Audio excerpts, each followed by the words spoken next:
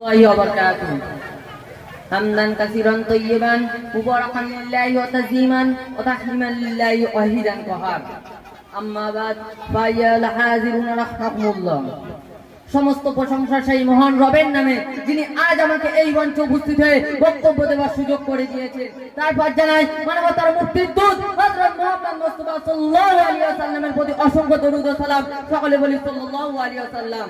তারপর এই মঞ্চে উপস্থিত সঞ্চালক নয় প্যারান বিচারক মণ্ডলী এবং সামনে উপস্থিত জনতা মণ্ডলী এবং এত সুন্দর ব্যবস্থাপনা করার জন্য পরিচালকগণ সবাইকে জানাই আমি আমার পক্ষ থেকে মোবারকবাদ। প্রিয় জনতা মণ্ডলী, আপনাদের দোয়া নিয়ে আল্লাহর উপর ভরসা করে আমি আমার মূল বক্তব্যের বিষয় ইসলাম এবং বিজ্ঞান সম্পর্কে আলোচনা শুরু করছি। পবিত্র কুরআনুল কারীম মুসলমানদের ধর্মগ্রন্থ এবং জীবন পরিচালনার সংবিধান।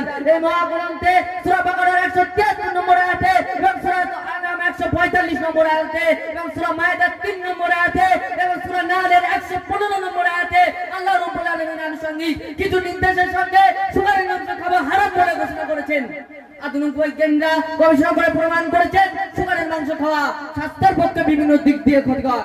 উপমা হিসাবে বলা যায় অ্যালার্জি হাঁপানি রোগের সৃষ্টি করে এবং এছাড়াও হৃৎপিণ্ড, চোখ, মস্তিষ্ক, স্নায়ু আক্রান্ত করে মারাত্মক উপসর্গের সৃষ্টি করে। এছাড়াও প্যারাসাইট সুগারের মাংস থেকে মানুষের শরীরে প্রবেশ করে যে রোগের সৃষ্টি হয় তাকে টাইকিংসিস রোগ বলা হয়। এই রোগে আক্রান্ত হলে মানুষের শরীরের ভাইটাল অর্গানগুলো নষ্ট হয়ে যায় এবং মানুষকে মৃত্যুর কোলে ঠেলে দেয়। শরীফের 10 পারা সূরা তাওবার 82 নম্বর আয়াতে আল্লাহ রাব্বুল আলামিন আনুষঙ্গিক বেশি বেশি করে কান্নার উপদেশ দিয়েছেন, কারণ আধুনিক বৈজ্ঞানিকরা গবেষণা করে প্রমাণ করেছেন বেশি বেশি করে কান্না মানুষের জন্য খুবই উপযোগী। কারণ বেশি বেশি করে কাঁদলে মানুষের চক্ষু পরিষ্কার হয়, মানুষের রক্তচাপ কমে গিয়ে স্বাভাবিক হয়ে যায়।